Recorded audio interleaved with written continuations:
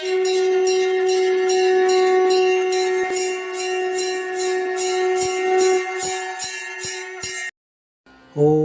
ஸ்ரீ குருப்பியோ நமஹ. ஓம் கம் கணபதையே நமஹ. நம ஸ்ரீநிகேதன் வலைதளம் வாயிலாக முருகப்பெருமானுடைய சஹஸ்ரநாமத்திலிருந்து தினம் ஒரு நாமாவளியை சிந்திச்சிருக்கோம். இன்றைய தினம் 830வது நாமாவளியாக ஓம் வரகுணாய நமஹ.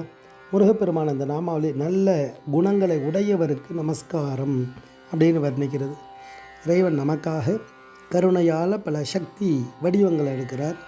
அதில் உயர்ந்த குணமுள்ளவராக இருக்கார். அவர் யார்னா குணாதீதன், எல்லாத்தையும் கடந்தவன். இறைவனாலே எல்லாத்தையும் கடந்த நிலையுடையவர்.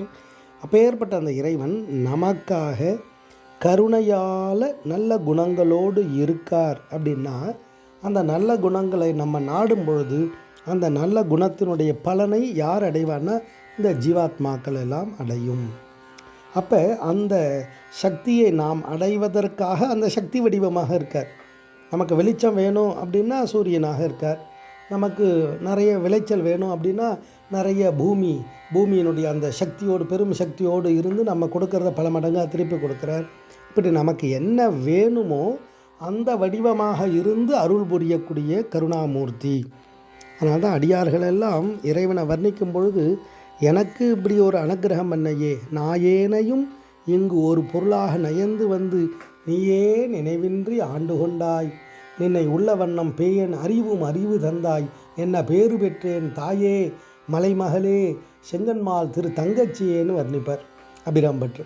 அப்போ ஞாயிற்கடையாக கிடந்த அடியேற்கு தாயிற் சிறந்த தயாவான தத்துவனே அப்படின்னா சொல்லுவார்.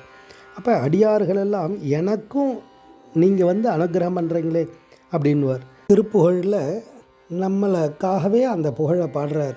பல துன்பம் உழன்று கலங்கிய சிறியன் புலையன் கொலையன் புரிபவம் என்று கழிந்திட வந்து அருள் புரிவாயே அப்படின்னு கேட்பார்.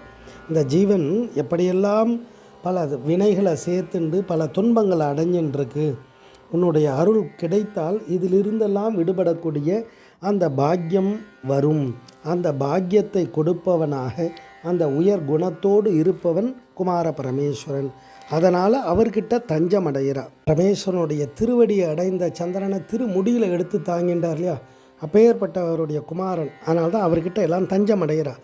தஞ்சம் தஞ்சம் சிறியேன் மதி கொஞ்சம் கொஞ்சம் துறையே அருள் தந்து என்று இன்பந்தரு வீடது தருவாயே அப்படின்னு கேட்குறார். அப்படி அந்த குமார பரமேஸ்வரனை நாடினால் அவருடைய அந்த நல்ல குணங்களுடைய பயனாக நமக்கும் உயர்ந்த குணங்களும் அந்த குணங்களுக்குடைய பாக்கியமும் கிடைக்கும். அதை கொடுக்கும் வள்ளலாக குமார பரமேஸ்வரனை இந்த நாமாவளி அழகாக வர்ணிக்கிறது. ஓம் வரகுணாய நமஹ. ஸ்ரீ குருப்பியோ நமஹ. ஓம் சும் சுப்பிரமணியாய நமஹ.